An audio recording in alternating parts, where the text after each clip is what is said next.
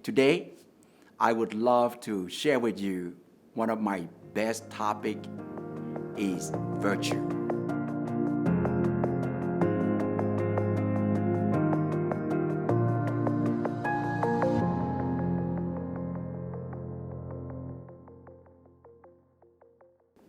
What is virtue?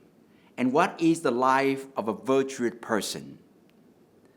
All of us want to be better and better every day, and we've forgotten how sometimes. Yesterday, my friend, I don't want to reveal his real name, I call him V.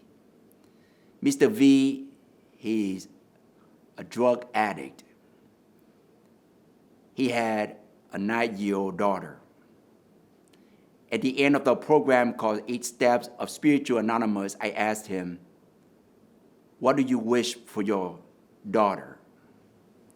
And he said, "I wish and pray, and I would love my daughter to be a virtuous person." That dream and that wish kind of struck me to core, because what is a virtuous person that he had in mind? And so today I'd like to share with you the wisdom of Father Bernard Herring, a Redemptorist missionary.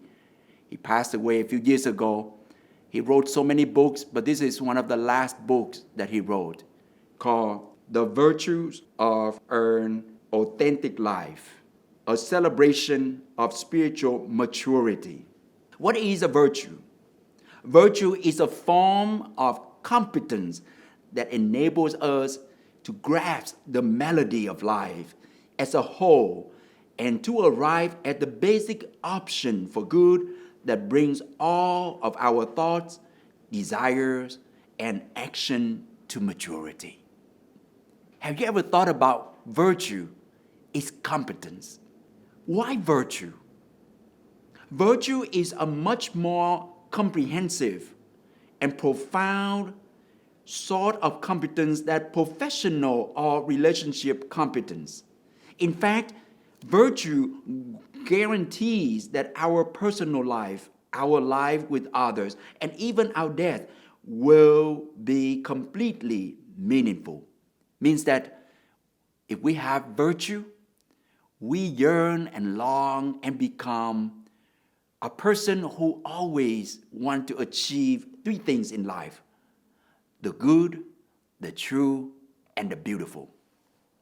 And so if you yearn for virtue, you are not just normal, ordinary person, but you become a saint, a holy man, a holy woman of God.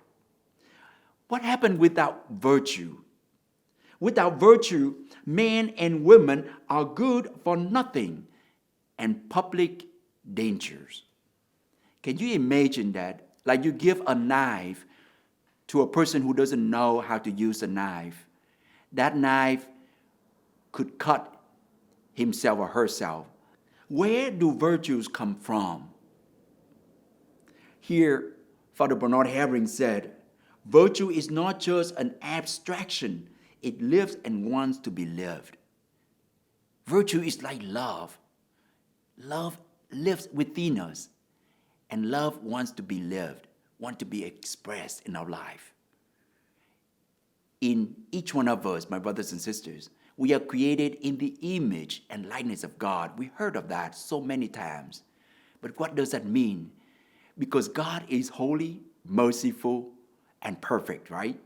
God is good, God is beautiful, and God is truthful. So are we. If we truly believe in it, we need to discern and become that image of God in us. And if we searching for this, I believe we can see others as good, as truth, and also as beautiful. What is the fruit of the one who has virtues in them? Wherever true virtue is at home, we also have strong, healthy, happy relationships. and nature and with the whole of creation. What is the life of a virtuous person? Or who is a virtuous person? Back to that wish that my friend Mr. V wished for his daughter. A virtuous person is so beautiful, attractive, calm, peaceful, mature, intelligent, joyful, and respectful. And you can name it. You don't have to speak too much in public to tell people that you are smart. A virtuous person knows when and where and to whom what he or she needs to speak at the right moment.